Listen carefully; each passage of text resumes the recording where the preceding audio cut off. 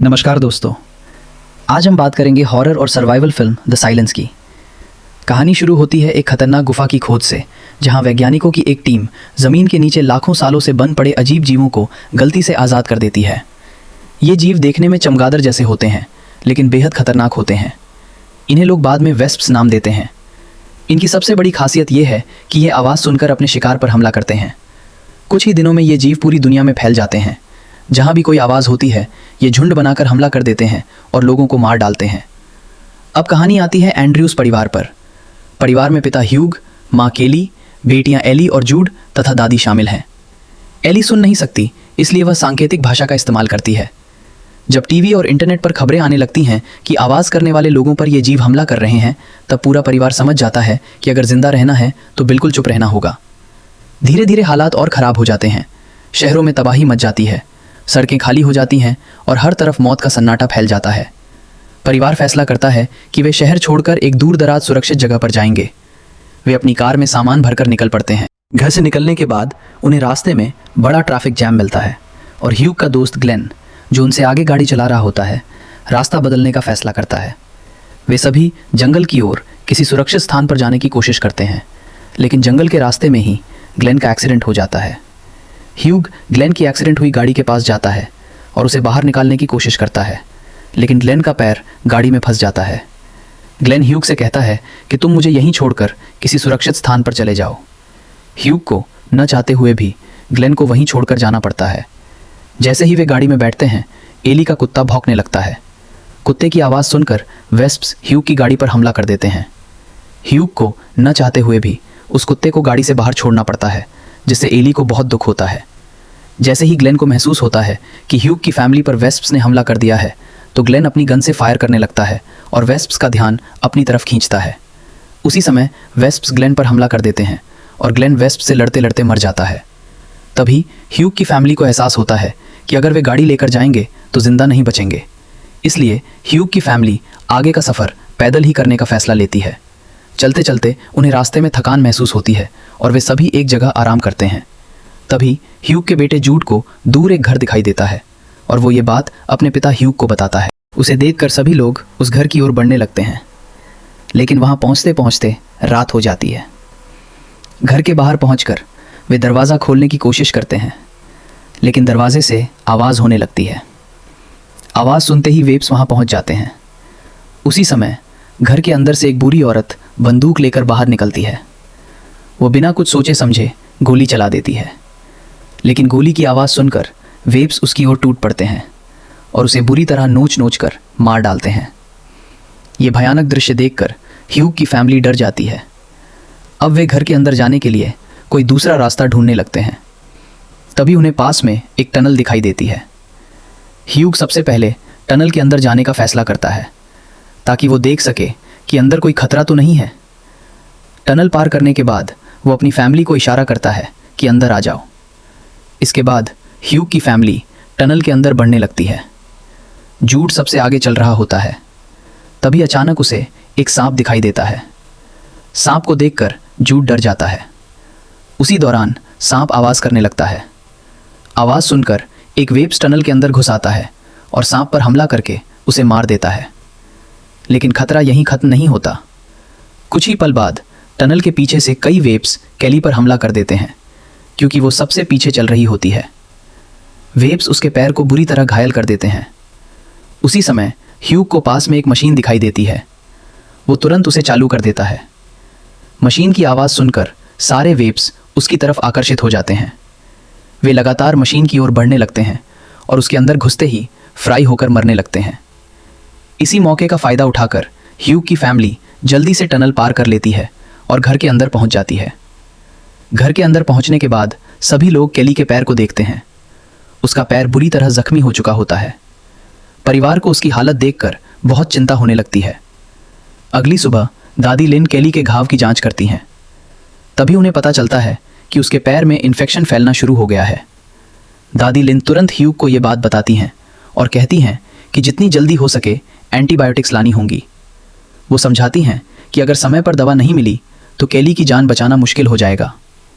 ये सुनकर ह्यूग और एली फैसला करते हैं कि वे किसी भी कीमत पर दवा लेकर आएंगे।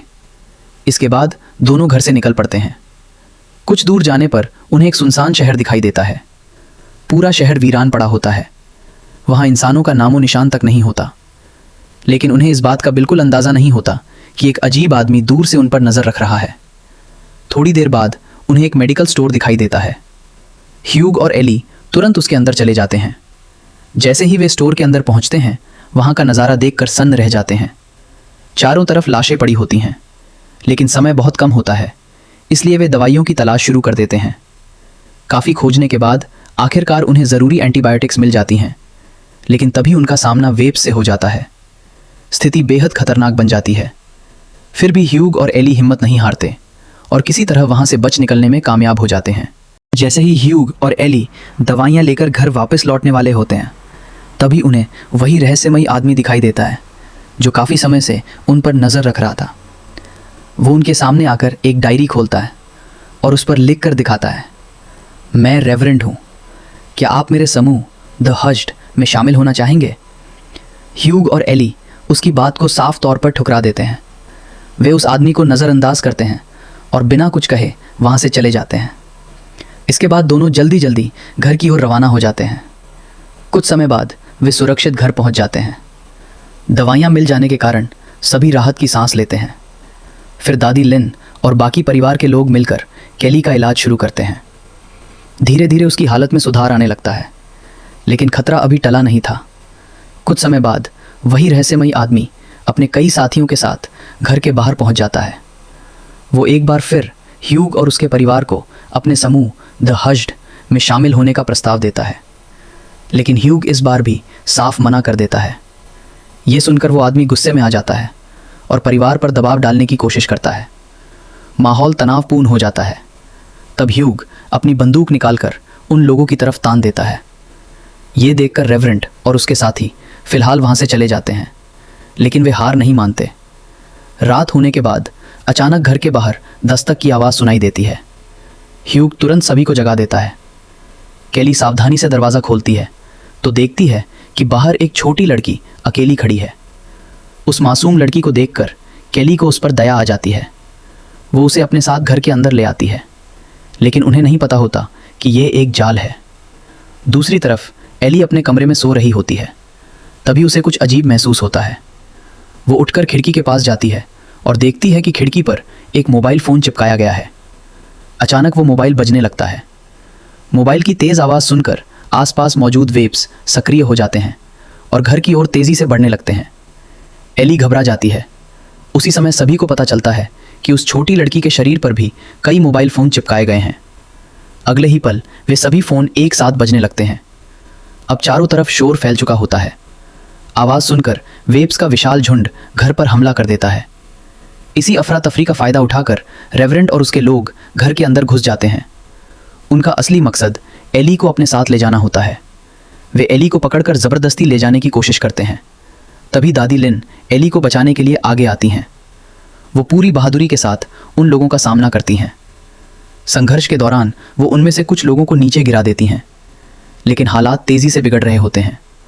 परिवार को बचाने के लिए दादी लिन एक बड़ा फैसला लेती हैं।